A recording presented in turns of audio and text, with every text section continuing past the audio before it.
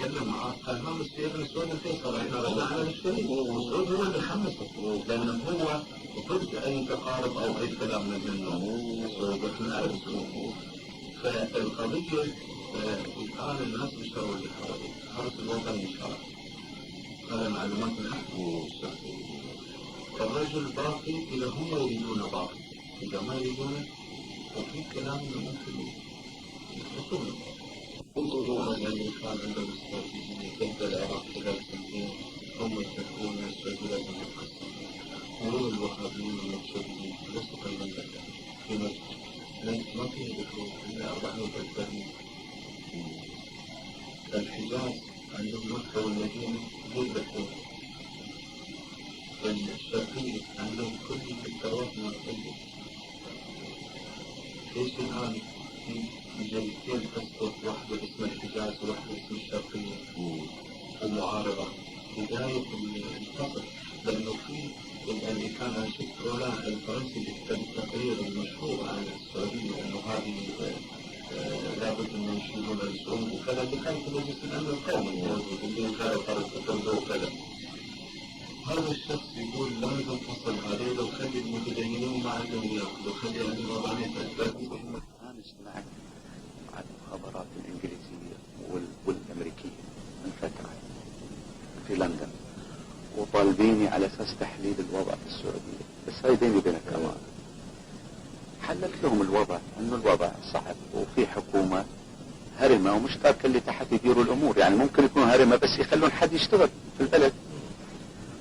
قلت لهم يعني واحد اللي ما يقدر يشتغل 8 ساعات في اليوم 10 ساعات يترك الغير يشتغل وهو يشرف على الأمور. هم لا تاركين الشباب يشتغلون ولا شيء. الأمل في الصف الأول حتى في الجيش مفقود. الأمل لازم في الصف الثاني والصف الثاني هذه اللي ناس يروحون أوروبا ناس يروحون كذا واحد يشوف يعطي هذا الضابط بدون ما يطلب منه خدمة يعني يخلق علاقات الشخصية مع هالناس اللي في المفاصل. هذا جزء مهم في العملية في رأيي الشخصي لأن أنت هنا معناته مش طالب منه طلب عشان تعطيه يعني ما تسوي عليه منه أن تقول له والله أنا بساعدك لأنه أنا كذا وكذا. هذه لوين يروحون لندن باريس روما سويسرا معروفين هذه اللي نشتغل عليهم سفارات نفذوا واحد وقع في مشكلة واحد مرض يبي علاج مش عارف ايش من هالناس المعينين هذه وما تكلف كثير. هذه نقطة. النقطة الثانية الانجليز قالوا لي احنا بنوقف لاخر لحظة مع آل سعود لانه البديل خطر البديل الاسلاميين واحنا ما نريد اسلاميين لو مالين بس ما يقدرون الا يضمنون بديل. لأنه كان عندنا مشكلة احنا نجحنا انه سحبنا قواعدهم من السعودية لقطر هنا عمل خلل الان اعطوهم مرة ثانية قواعد مدفوعة الثمن. المشكلتنا يعني احنا شوي شوي كسرنا احتكارهم في الخليج يعني انت شفت كم رئيس دولة حضر لدمشق هذه قبل ما كانت تحصل. الان عمان حضرت عمان دائما يحضر الرجل الثاني اللي هو السيد فهد حضر وثلاث دول اخرى احنا والكويت والامارات حضروا. هذا ضربة للسعودية كبيرة.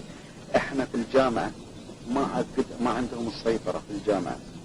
احنا مع الامريكان شغالين في هذا الموضوع. طبعا عندنا خلاف على موضوع نجحوا فيه السعوديين موضوع الجزيرة مع الامريكان. عندنا خلاف في هذا الموضوع مع الامريكان هم زعلانين على موضوع الجزيرة الامريكان.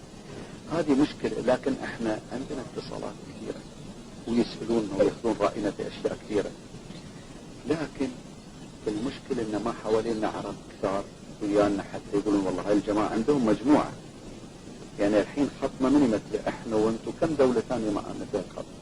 ما ننسى انهم عملوا انقلاب علينا يوم من الايام هذا لا يمكن ننساه لكن وانا اعرف ان اكثر واحد يكرهونه هذا لكن اول شيء احنا اخذنا حقنا بالكامل وبالقوة. هذا الشيء الثاني احنا بغينا نكون على حياد شوية معاهم في بعض الامور لان هم شكروا وضغط علينا مع امريكا عجيب واحنا 3 سنين صمدنا امام هذا وما غيرنا موقفنا وهم قاعدين يحاولون يشتغلون علينا في كذا موضوع. هاي بس الحرب بيني وبين حطني على جنب. يقولوا أنا والآن قاطع عني كل الفلوس أبيع أملاكي عشان أعطي الناس وقت. قال لي إحنا مو حاكمين بالانتخابات، إذا ما عطنا الناس ما يريدوننا. بندر عنده حالة نفسية، عنده حالة نفسية وبسبب وقفت الأمور عليه